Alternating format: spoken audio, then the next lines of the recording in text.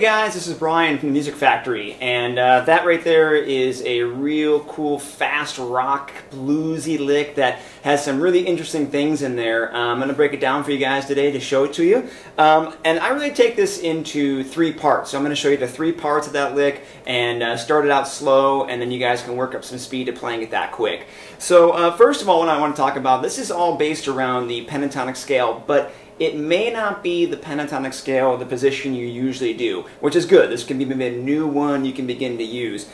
This is in the key of G, that lick there. And what I use for that lick is I use the fifth position, they call it, for the pentatonic. And it's right above the pentatonic that you may know already. You may already know this one that looks like that one in G. This is the one that's going to be right below it. So your root note still is here for G. And I'm going to show you the scale, and then we'll break down the lick. So here's the scale that we're going to be using. It's the pentatonic, the fifth position of it.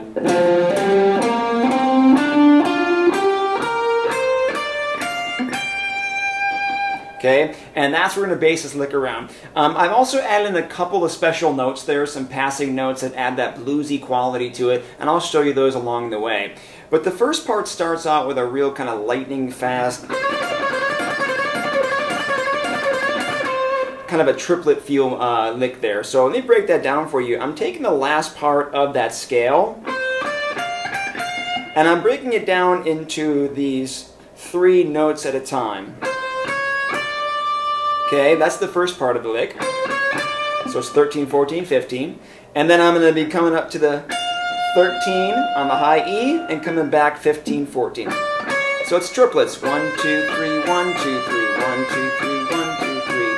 Like that, and I'm repeating it 4 times. That alone is a really good workout, actually, to really improve your picking. And be really careful that you're making sure you're doing your alternate picking, which is that up and down action like that. So every time you hit that high E, you should be coming to that upstroke. If you don't do it with the alternate picking, it's going to be really hard to get that lick going fast. Okay, so we do that 4 times. So that's the first part of the lick. The second part of the lick is kind of almost like a Zakk Wylde type of a style lick, where we're going to bring that same scale that I showed you, we're going to bring it backwards. Okay, and we're going to take it in sections of 3. So 3 strings, and then 3 strings. Okay, so that's the next part that I play. So I'm just breaking those down, that same scale, just going backwards, but I'm doing it in sections of 3 strings at a time. Starting from the second string, starting from the third string. Okay, so far we have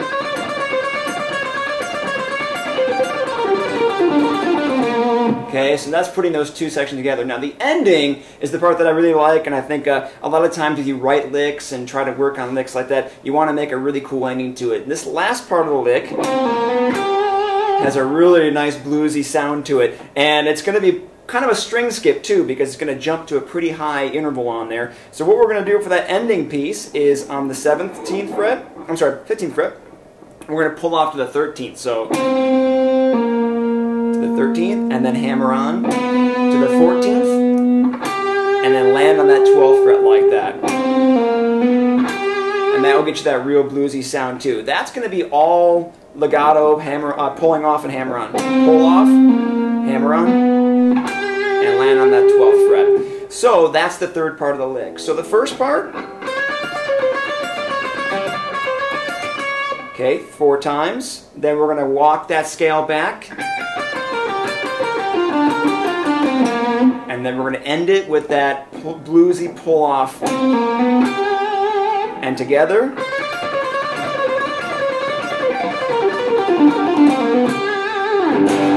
And once again, a lot of licks I show you are completely movable. So that same shape you can do in many different keys, just as long as you know where your root note wants to be, your root note in that scale. So if you wanted to do it in the key of E, you can move that whole thing right down to here and do the same thing.